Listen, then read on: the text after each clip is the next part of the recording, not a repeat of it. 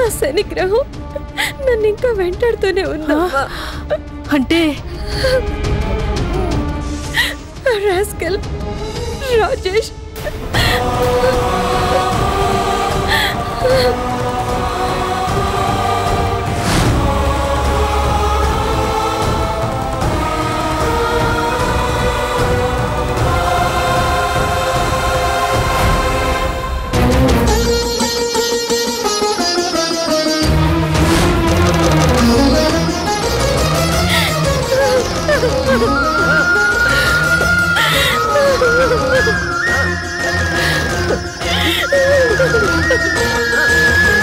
స్కూల్లో దుర్మార్గుడు అంత నీచంగా మాట్లాడుతుంటే ఏం చేయాలో ఎవరికి చెప్పుకోవాలో అర్థం కాక నీ దగ్గరకు వచ్చానమ్మా.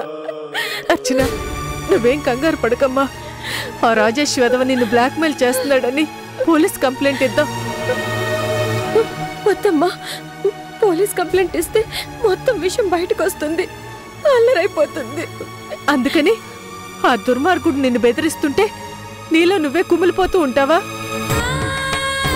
అయినా ఏ తప్పు చేయనప్పుడు నువ్వెందుకు భయపడాలి? అమ్మా, నేను తప్పు చేయలేదని నీకు తెలుసు, నాన్నగారికి తెలుసు, కానీ ఆయనకి తెలియదు కదమ్మా. నేనంత దూరం ఆలోచించలేదమ్మా.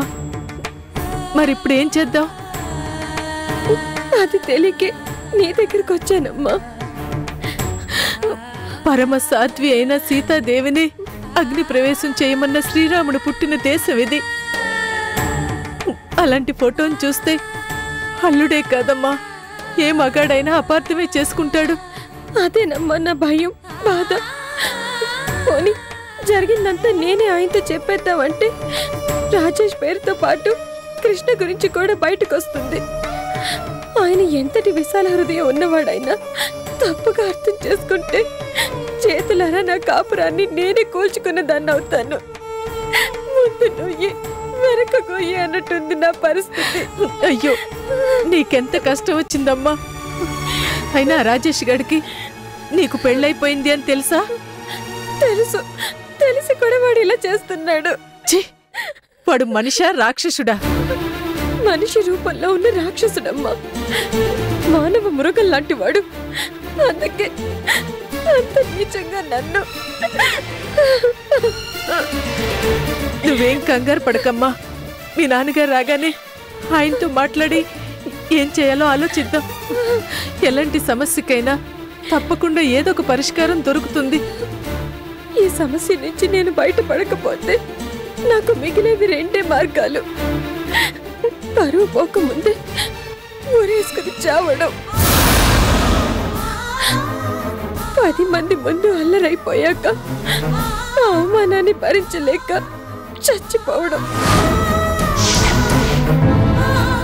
మార్గం ఏదైనా గమ్యం మాత్రం నా చావే. అర్చన, తప్పమ్మా. కడుపుతో ఉన్న పిల్లవి అలాంటి అశుభం మాటలు మాట్లాడకూడదు. మరింకేం చేయనమ్మా.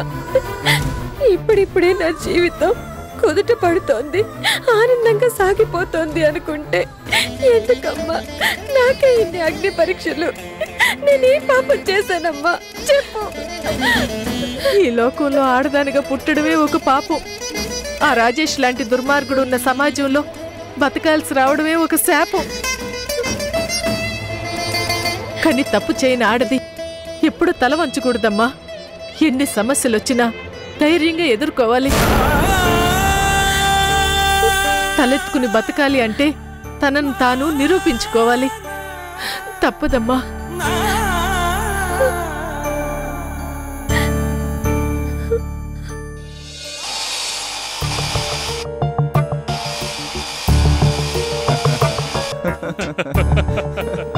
Hello Ram. Hi Banerjee. Hi Rajesh. కూర్చో రాజేష్. పర్వాలేదు.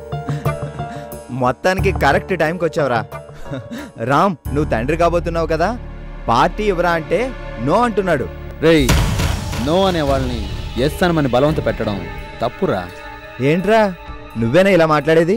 అవును బాస్, పార్టీ ఇమ్మంటే రామ్ ఎందుకు వద్దంటున్నాడు? మందు కొట్టి ఇంటికెళ్తే తన శ్రీమతి బాధపడుతుందనేగా. కడుపుతో ఉన్న ఆడదాన్ని బాధ పెట్టకూడదనేగా. అది అలా చెప్పు రాజేష్. అయినా ఈ సంగతి నీకు నువ్వు చెప్పకపోయినా బెనర్జీ చెప్పేశాడు బ్రదర్ ఈ శుభవార్తని. సారీ. No problem. ఎప్పుడు తెలిసింది ఎవరు చెప్పారని కాదు, శుభవార్త అంటే శుభవార్తే. కంగ్రాచులేషన్స్. Thank you. అరే రాజేష్, నేనేదో వాడిని పార్టీ అడుగుతుంటే పెద్ద పుడింగ్లా వద్దని చెప్పి మన వాడి దృష్టిలో మంచివాళ్ళ మిగిలిపోవాలనా? బెనర్జీ, నువ్వు అవునన్నా కాదన్నా నేను ఎప్పుడు మంచివాడిని. ఫ్రెండ్ కోసం ప్రాణాలు ఇవ్వమన్నా ఇస్తాను. ప్రాణం అక్కర్లేదు కానీ వాడి బదులు నువ్వు ఇవ్వు పార్టీ. ఓకే, పార్టీదే ఉంది, ఎప్పుడు కావాలంటే అప్పుడు సెలబ్రేట్ చేసుకోవచ్చు. కానీ మనోడు శ్రీమతి అర్చన ప్రెగ్నెంట్ అయిన ఈ అకేషన్ సంథింగ్ స్పెషల్ కదా. అందుకే బెస్ట్ విషెస్తో పాటు ఒక చిన్న గిఫ్ట్ కూడా తీసుకొచ్చాను. గిఫ్టా? ఏంట్రా అది? కుంకుమ పువ్వు, కాశ్మీరీ స్పెషల్ కుంకుమ పువ్వు. కడుపుతో ఉన్న ఆడవాళ్ళకి పాలల్లో వేసి తాగిస్తే పండంటి బిడ్డ పుడతాడని ఎక్కడో చదివాను. అందుకే పుట్టబోయే బిడ్డ బంగారంలా మెరిసిపోవాలని. How is my gift? Good, thank you very much. నువ్వు రియల్ ఫ్రెండ్ అంటే. వీడు ఉన్నాడు వద్దు వద్దు అంటే మందు మందు అని చంపుకు తింటున్నాడు. రామ్, ఇది అన్యాయం, ఘోరం. ఏంటి ఘోరం? ఏంటా? నీకు ముందెవరు ఫ్రెండు? నేనా వాడా? నువ్వే. మరి నన్ను తిట్టి వాణ్ణి పొగుడుతావేంటి? ముందొచ్చిన చెవుల కన్నా వెనకొచ్చిన కొమ్ములే వాడి కదా.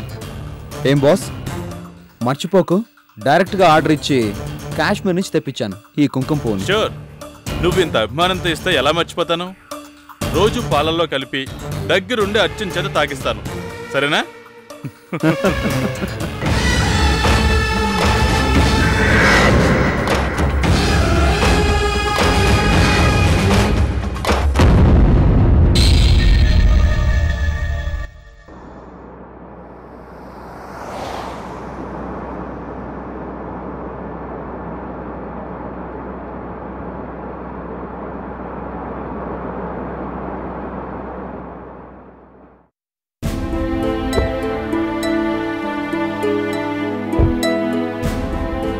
ఆ మ్యాగజైన్ వచ్చిందండి? Okay, thank you. కోటి, పిని గారు. కోటి, నువ్వేనా? ఎంత మారిపోయావు. మీరేంటి ఈ ఊర్లో? ఏం చెప్పమంటావు? అదంతా ఓ పెద్ద కథ. కడుపు చించుకుంటే కాళ్ల మీద పడినట్టుంది నా బతుకు. ముందు కారు ఎక్కండి, అన్ని వివరాలు కారులో మాట్లాడుకుందాం. మిమ్మల్ని చూస్తే రాధ ఎంత సంబరపడిపోతుందో తెలుసా? ఏ చుట్టరికం లేకపోయినా రాధకి నీకు నేనంటే ఎంత ఆపేక్ష, ఎంత అభిమానం. అందులో ఆవగింజంతైనా నా కడుపున పుట్టిన నా కొడుకు లేకపోయింది కోటి. ఈ వయసులో నన్ను. ఊరుకోండి పిన్ని గారు, ముందు మన ఇంటికి వెళ్దాం. రండి రండి.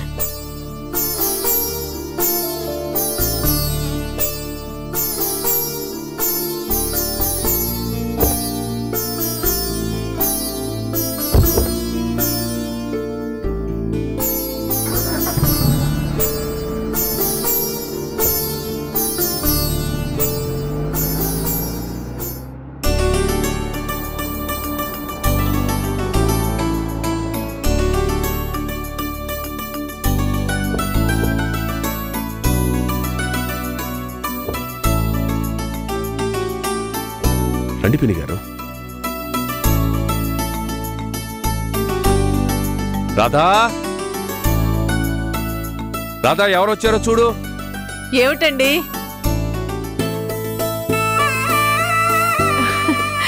పిన్ని, పిన్ని. అమ్మ రాధా, బావున్నావా? నేను బాగున్నాను పిన్ని, నువ్వెలా ఉన్నావు? పిన్ని, కూర్చో పిన్ని.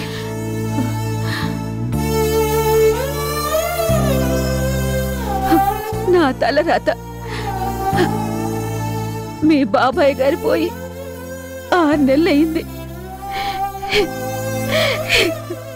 నీకు తెలుసు కదా, నాకున్న ఒక్కగానొక్క కొడుకు అక్కడెక్కడో కలకత్తాలో ఉద్యోగం చేస్తున్నాడు. ఆయన నన్ను ఒంటరిదాన్ని చేసి వెళ్ళిపోయాక దిక్కులేక నా కొడుకు పంచన చేరాను. నా కోడలుందే కొరివిదెయ్యం. దానికి నేను వాళ్ళ ఇంట్లో ఉండడం ఇష్టం లేదు. ఎప్పుడెప్పుడు నన్ను బయటికి తరివేయాలా అని ఎన్నో ప్రయత్నాలు చేసేది.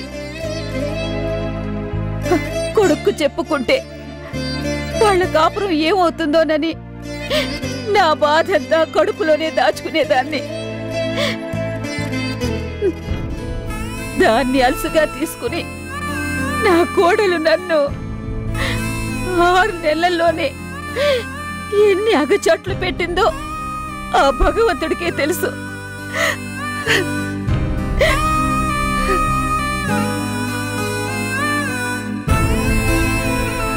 చెప్పుకుంటే సిగ్గుపోతుంది.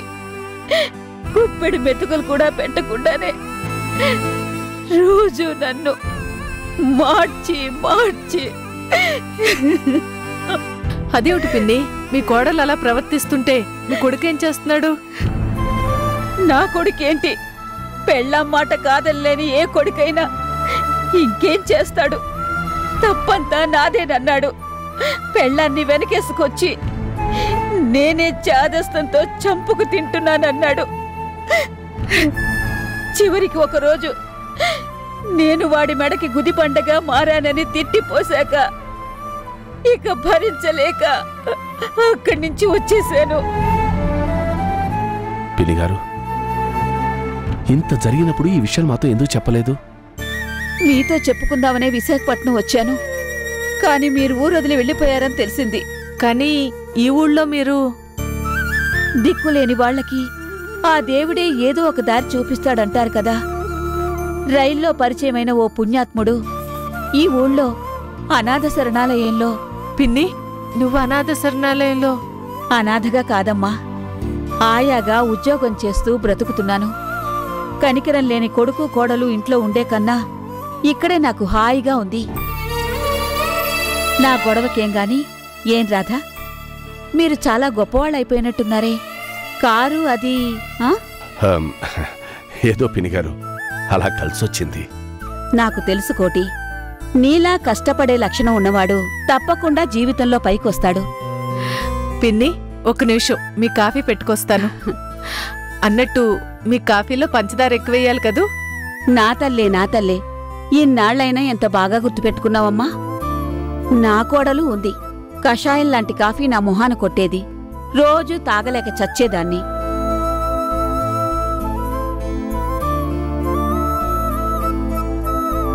ఏం కోటి, ఇంతకీ ఎలా ఉన్నారు నీ కూతుళ్ళు?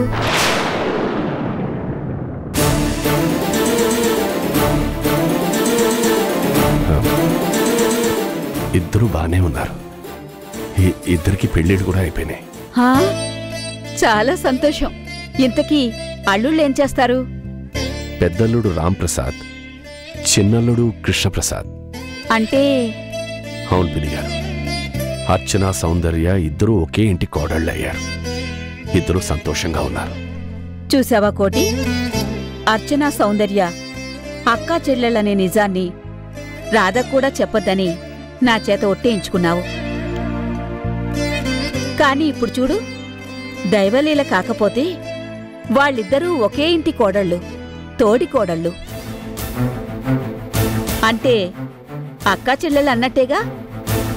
మరి ఇంకా ఈ నిజాన్ని ఎందుకు దాచిపెట్టడం? లేదు పిల్లిగారు, పొరపాటును కూడా ఈ నిజం బయటికి రాకూడదు. ఎందుకు కోటి? కనీసం రాధకైనా. ఎందుకు చెప్తున్నానో అర్థం చేసుకోండి. రాధకే కాదు, అర్చన సౌందర్య నా పిల్లలన్న సంగతి ఈ ప్రపంచంలో ఎవ్వరికీ తెలియకూడదు. మీరెవరితోనూ చెప్పనని ప్రమాణం కూడా చేశారు. అవును, ఆ రోజు ప్రమాణం చేశాను కాబట్టే. ఏంటి పిన్ని ప్రమాణం అంటున్నా? ప్రమాణం కాదు రాధా, ప్రమాణాలు. పెళ్లినాటి ప్రమాణాలు అంటారే అది. నిన్ను కోటిని చూస్తుంటే ఏ అరమరికలు లేకుండా అన్యోన్యంగా, ఏ దాపరికాలు లేకుండా సంతోషంగా ఉన్నారు కదా. పెళ్లినాటి ప్రమాణాలు మర్చిపోకుండా ఉండబట్టే కదా అంటున్నాను. అంతే కదా కోటి? ఆ? అంతే అంతే. పిన్ని గారు బయటికి ఇలా కనిపిస్తారు కానీ చాలా లోతైన మనిషి. నీకంటేనా కోటి? బాగుంది. నేను కాఫీ చేసి తీసుకొచ్చే లోపు పిన్నమ్మ కొడుకులిద్దరూ ఒకరికొకరు పొగుడుకుంటూ కూర్చున్నారనమాట. ఆ సంగతికేం గాని రాధా, నీ మనసులాగానే నీ చేతి కాఫీ కూడా అమృతంలా ఉంది. పిన్ని, నువ్వు ఒంటరిగా ఎక్కడో ఎందుకు? మా దగ్గర ఉండొచ్చు కదా. నా తల్లే, ఆ మాట అన్నావు, చాలా సంతోషం. ఇక నేను బయలుదేరతానమ్మా. పిన్ని, తీరిక దొరికినప్పుడల్లా మా ఇంటికి వస్తూ ఉండు. ఓ తప్పకుండా వెళ్ళొస్తాను. వస్తాను కోటి. ఆగు పిన్ని, ఆయన నిన్ను కారులో డ్రాప్ చేస్తారు. వద్దులే రాధా, ఎక్కడుండాల్సిన వాళ్ళు అక్కడే ఉండాలి, ఎంతలో ఉండాల్సిన వాళ్ళు అంతలోనే ఉండాలి. ఇన్నేళ్ళొచ్చాక నేను తెలుసుకున్న జీవిత సత్యం ఇదే. తప్పుగా అనుకోవద్దు. నా కాళ్ల మీద నిలబడ్డమే నాకిష్టం. వెళ్ళొస్తాను. మంచిది.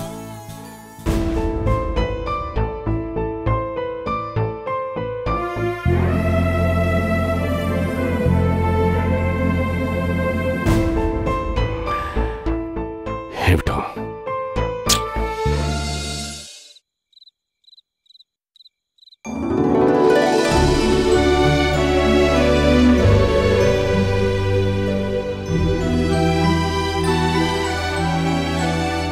అదేంటి పాలు మీరు తెచ్చారు?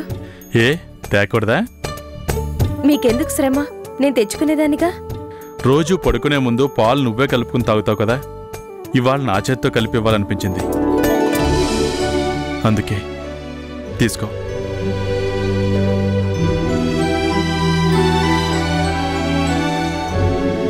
ఇదేంటి పాలల్లో ఏదో కలిపినట్టున్నారు? అవి స్పెషల్ పాలు. స్పెషల్ పాలా అంటే? మనకి పుట్టబోయే బిడ్డ నీకంటే నాకంటే అందంగా ఉండాలి కదా, అందుకే ఈ పాలల్లో కుంకుమ పువ్వు కలిపి తెచ్చాను. కుంకుమ పువ్వా? ఎప్పుడు తెచ్చారు? నాతో మాట మాత్రమే చెప్పలేదు. చెప్పకుండా నిన్ను సర్ప్రైజ్ చేద్దామని. అర్చన, ఈ కుంకుమ పువ్వు చాలా స్పెషల్. కాశ్మీర్లో తప్ప ఇంకెక్కడా దొరకదు, అందుకే దీన్ని కాశ్మీరీ జాఫ్రాన్ అంటారు. అంటే మీరు నా కోసం అక్కడి నుంచి తెప్పించారా? నేను తెప్పించలేదు. మరి అత్తయ్య గారు తెప్పించారా? కాదర్చన, మా ఫ్రెండ్ ఉన్నాడే రాజేష్, తను తీసుకొచ్చాడు. మీ శ్రీమతి చేత పాలల్లో కలిపి తాగించండి, బంగారం లాంటి బిడ్డ పుడతాడు అని చెప్పాడు.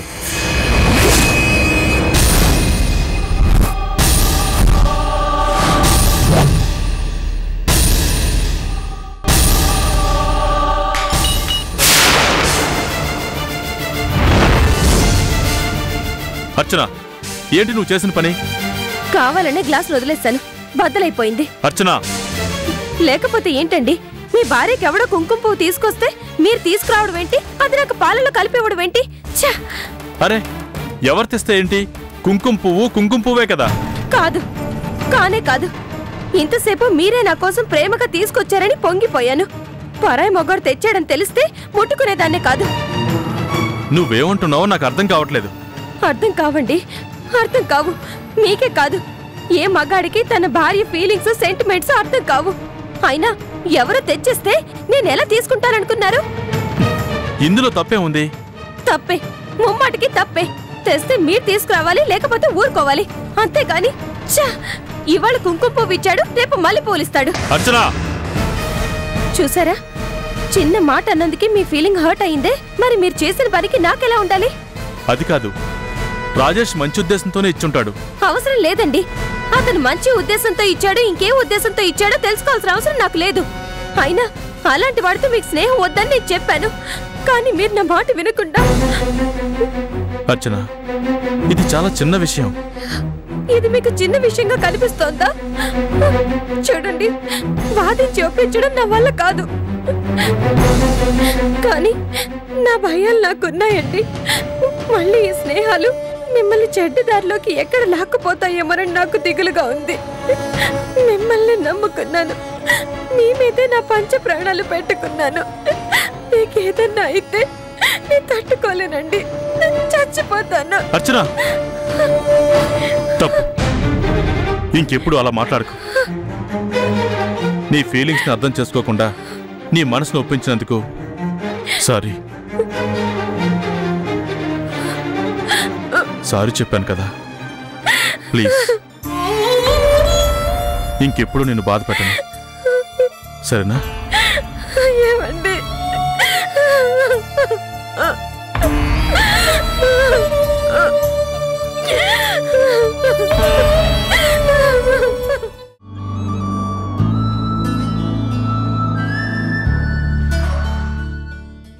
హాయ్. ఇప్పుడా వచ్చేది? ఎంతసేపటి నుంచి వెయిట్ చేస్తున్నాను తెలుసా? ముందు కార్ ఎక్కు.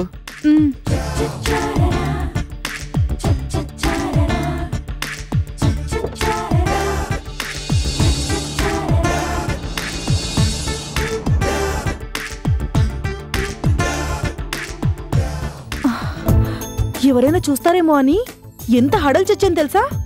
ఎవరు చూడకుండా ఉండడానికే కదా ఈ బుర్కా ప్లాన్ చెప్పాను.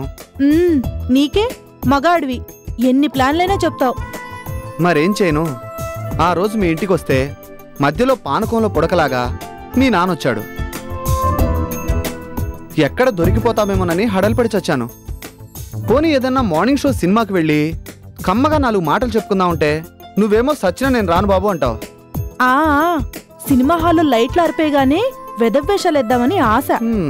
నిన్ను ఎలా భరించాలో నాకు అర్థం కావడం లేదు. కాకపోతే వదిలేయ్, ఓ రేంజ్ లో ఉన్న పెళ్లి కొడుకులు నా కోసం క్యూలో ఉన్నారు తెలుసా? తెలుసు, వాళ్ళెవరూ నిన్ను ఎత్తుపోకూడదనే ఇన్ని ప్లాన్లు, ఇన్ని కష్టాలు.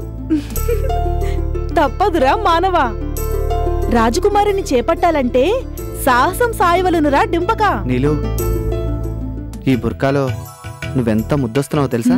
చూపిటు కాదు, అటు తిప్పి డ్రైవ్ చేయి.